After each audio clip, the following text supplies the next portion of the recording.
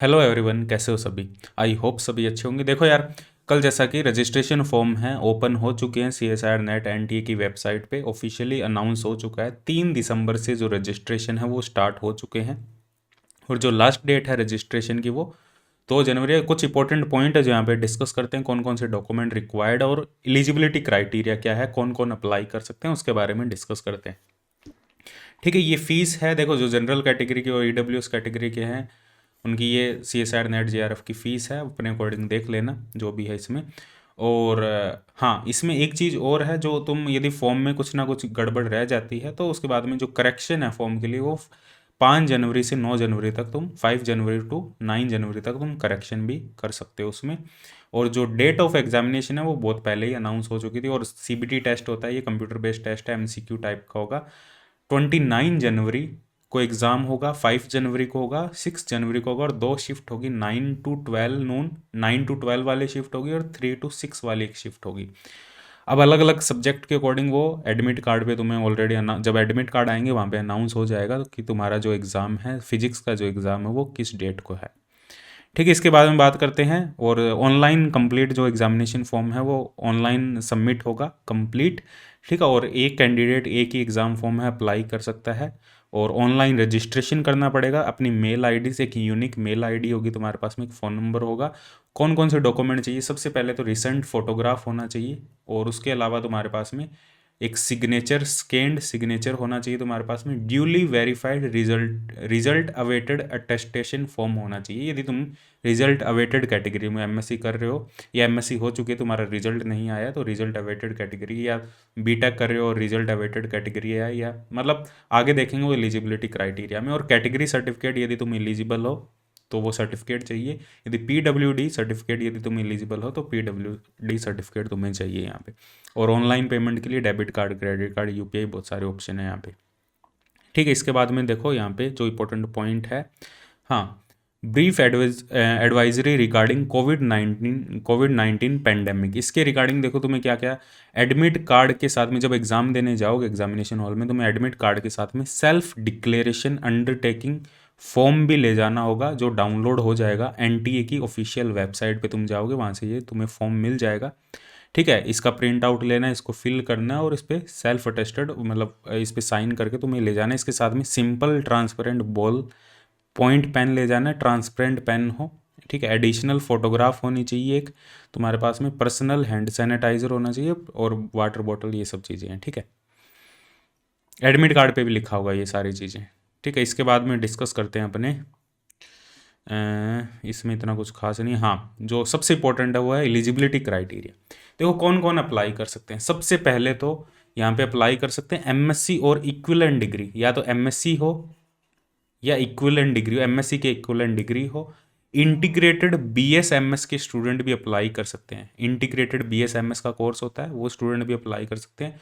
BS जिनकी 4 year की BS होती है वो भी अप्लाई कर सकते हैं। BE वाले स्टूडेंट भी अप्लाई कर सकते हैं। BTech वाले स्टूडेंट भी अप्लाई कर सकते हैं। B फार्मा वाले स्टूडेंट भी अप्लाई कर सकते हैं और MBBS स्टूडेंट भी अप्लाई कर सकते हैं। लेकिन एटलीस्ट 50% एटलीस्ट मार्क्स हो, उनके परसेंटेज हो। ठीक है, और जनरल कैटेगरी में और OBC कैंडिडेट है तो 50%, या OBC SC ST कैंडिडेट है तो 50% मिनिमम मार्क्स होने चाहिए। अच्छे से पढ़ लो इसको। देखो, एनरोल्ड फॉर MSc, या तो एनरोल्ड हो, MSc में एनरोल किया हो वो भी अप्लाई कर सकते हैं। ऐसे जरूरी नहीं MSc कंप्लीट हो। चाहे MSc फर्स्ट ईयर के स्टूडेंट है, MSc सेकेंड ईयर के स्टूडेंट है, MSc पास आउट स्टूडेंट है, सभी अप्लाई कर सकते हैं।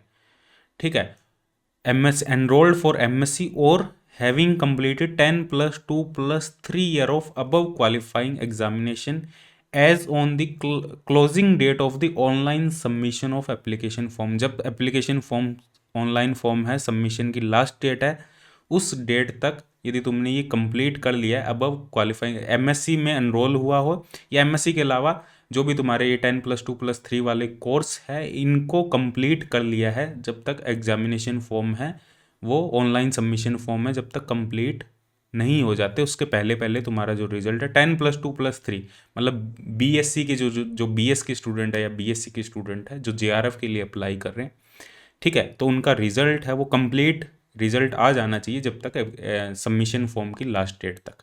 ठीक है, और रिजल्ट अवेटेड कैटेगरी में भी अप्लाई कर सकते हैं। कौन कौन रिजल्ट अवेटेड कैटेगरी में अप्लाई कर सकते हैं उसके बारे में भी आगे बताया गया, आगे डिस्कस करते हैं, ठीक है।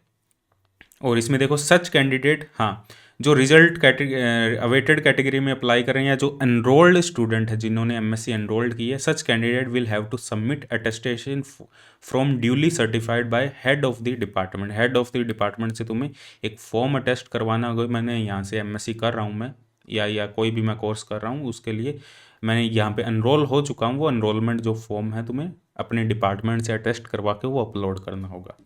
इसके साथ में देखो जो बीएससी ऑनर्स के जो स्टूडेंट है वो अप्लाई कर सकते हैं। इक्विवेलेंट डिग्री, बीएससी ऑनर्स और इक्विवेलेंट डिग्री या बीएससी ऑनर्स के कोई इक्विवेलेंट डिग्री है वो स्टूडेंट अप्लाई कर सकते हैं। और student enrolled in MSc PhD integrated programme, कई होते हैं बीएससी के बाद में एमएससी और पीएचडी इंटीग्रेटेड प्रोग्राम करने लग जाते हैं, वो भी अप्लाई कर सकते हैं। लेकिन क्राइटेरिया क्या है, एटलीस्ट 55% मार्क्स हो, तो ये कैंडिडेट भी अप्लाई कर सकते हैं, बीएससी ऑनर्स और इक्विवेलेंट वाले। और इसके साथ में जो इंटीग्रेटेड एमएस पीएचडी कर रहे हैं वो भी अप्लाई कर सकते हैं, ठीक है। और बीएससी जो सिंपल बीएससी है, बैचलर डिग्री होल्डर है, candidate with bachelor degree holder will eligible for, जो बीएससी ऑनर्स वाले हैं, ये जो बैचलर डिग्री, यहाँ पे जो भी बैचलर डिग्री है इनमें से अबव जो मेंशन डिग्री है इनमें से जो भी बैचलर डिग्री है, चाहे बीएस 4 ईयर वाली बैचलर डिग्री हो, बीएस एमएस वाली डिग्री हो, बी वाली डिग्री हो, हमारे पास में बीटेक वाली डिग्री हो, बी फार्मा वाली डिग्री हो, ये सभी बैचलर डिग्री है, ठीक है। या बीएससी ऑनर्स वाली जो डिग्री है, ये सभी स्टूडेंट भी एलिजिबल है। लेकिन ये सिर्फ जेआरएफ के लिए एलिजिबल है, सीएसआईआर फेलोशिप के लिए एलिजिबल है, ये लेक्चरशिप के लिए एलिजिबल नहीं है। और इनको भी ये तभी एलिजिबल है जब ये पीएचडी में एडमिशन लेते हैं, या इंटीग्रेटेड पीएचडी में एडमिशन लेते हैं, या पीएचडी में एडमिशन लेते हैं, और इसकी जो वैलिडिटी है वो 2 ईयर रहेगी। जो बैचलर डिग्री है जिनके पास में सिर्फ, देखो यहाँ पे एक लाइन लिखा भी है, candidate possessing only bachelor degree are eligible apply only for junior research fellowship, not for lectureship. Lectureship के लिए सिर्फ एमएससी वाले स्टूडेंट ही अप्लाई कर सकते हैं, ठीक है। और इसके साथ में ये देखो BE, BS, BTech, B pharma, MBBS final year result awaited candidate are eligible to apply for fellowship only. जो बीई कर रहा है, बीएस कर रहा है, बीटेक कर रहा है, बी फार्मा, एमबीबीएस, ये जो फाइनल ईयर में है और फाइनल ईयर का रिजल्ट अभी तक नहीं आया, तो ये रिजल्ट अवेटेड कैटेगरी में अप्लाई कर सकते हैं। लेकिन जो बीएससी ऑनर्स के जो स्टूडेंट है वो रिजल्ट अवेटेड कैटेगरी में अप्लाई नहीं कर सकते। उनका रिजल्ट कंप्लीट एग्ज़ाम सबमिशन की लास्ट डेट से पहले पहले उनका रिजल्ट आ जाना चाहिए, तभी वो अप्लाई कर सकते हैं। लेकिन ये वाले अप्लाई कर सकते हैं रिजल्ट अवेटेड कैटेगरी में, ठीक है। इन्होंने ये कंप्लीट मेंशन किया, इसको एक बार अच्छे से और पढ़ लेना अपने क्राइटेरिया के हिसाब से क्या क्या। तो ये एलिजिबिलिटी क्राइटेरिया है। इसके अलावा देखो यहाँ पे एक एज में भी रिलैक्सेशन दी गई है। जो तुम्हारी एज है वो 28 ईयर 28 ईयर होनी चाहिए यदि तुम्हारी एज 1/7/2020 को 1 जुलाई से, जो मतलब 1 जुलाई 2020 को जिन कैंडिडेट की एज 28 ईयर से कम है वो अप्लाई कर सकते हैं। 1 जुलाई 2020 को जिनकी एज 28 प्लस हो चुकी है वो कैंडिडेट अप्लाई नहीं कर सकते। 1 साल का रिलैक्सेशन दिया। वैसे हमेशा जो एज होती है वो रिसेंट ईयर की होती है, एक साथ। वैसे 2021 चल रहा है तो एक साथ 2021 को 1 जुलाई आया नहीं है वैसे तो, एक साल वैसे जुलाई जो 2021 वाला जुलाई है वो एलिजिबल होता है, लेकिन इन्होंने 2020 कर दिया, 1 साल का रिलैक्सेशन दे दिया क्योंकि 1 साल एग्ज़ाम नहीं हुए थे। और लेक्चरशिप के लिए कोई एज लिमिट नहीं है, ठीक है। लेकिन यहाँ पे जो तुम्हारे पास में एमएससी डिग्री या एमएससी के इक्विवेलेंट डिग्री होनी चाहिए यदि तुम लेक्चरशिप के अप्लाई करना चाहते हो। यदि जेआरएफ के लिए अप्लाई करना चाहते हो तो तुम्हारे पास में एमएससी डिग्री होने की ज़रूरत नहीं है। तुम बीटेक वगैरह इन डिग्री में, यदि तुम बीटेक हो, बीएस एमएस हो, बीएससी ऑनर्स हो तो भी अप्लाई कर सकते हो जेआरएफ के लिए, ठीक है। ये कुछ इंपॉर्टेंट पॉइंट्स है। इसके अलावा और कोई बाकी एग्ज़ाम पैटर्न वगैरह सेम है, सीबीटी मोड होगा, हिंदी इंग्लिश दोनों में होगा, ठीक है। और इसमें कैलकुलेटर भी मिलेगा, बाकी सेम चीज़ें हैं वो। और यहाँ पे कोई वो नहीं है, ड्यूरेशन 3 आवर का होगा।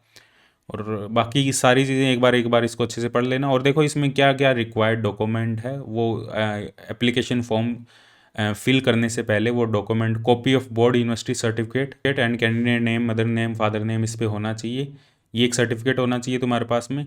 Before beginning the process filling the online application form, read the information bulletin carefully, keep ready required document and the follow the following instructions. ठीक है, और एक आईडी कार्ड होना चाहिए तुम्हारे पास में, क्वालिफाइंग डिग्री सर्टिफिकेट होना चाहिए, लास्ट सेमेस्टर की मार्कशीट होनी चाहिए यदि लास्ट सेमेस्टर में हो तुम। ठीक है, और इसके अलावा तुम्हारे पास में जो 4 तुम्हें सेंटर चूज़ करने हैं उसके बारे में होना चाहिए, कैटेगरी सर्टिफिकेट यदि एप्लीकेबल है, रिजल्ट अवेटेड सर्टिफिकेट होना चाहिए यदि अवेटेड हो, एप्लीकेबल हो तुम रिजल्ट अवेटेड कैटेगरी में, तो वो एप्लीकेबल हो या नहीं है वो तुम एलिजिबिलिटी क्राइटेरिया में देख सकते हो। एक फ़ोटोग्राफ होनी चाहिए 10 KB से 200 KB की।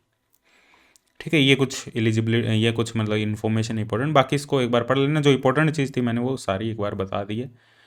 फिर भी नहीं समझ में आया तो मेरे को मैसेज डाल देना। ठीक है, कोई भी दिक्कत हो, कोई भी परेशानी हो फॉर्म फिल करने में पूछ सकते हो। बाकी यार तुम MSc की स्टूडेंट हो, BSc की स्टूडेंट हो, तुम कर सकते हो। जैसे जैसे आगे बढ़ोगे तुम्हें पता लग जाएगा प्रोसीजर। ठीक है, स्टार्ट करना फिल करोगे वैसे वैसे पता लग जाएगा। भाई कोई भी डाउट हो तो पूछ सकते हो। ठीक है, thank you very much for watching this video. मिलते हैं next session, bye bye, take care.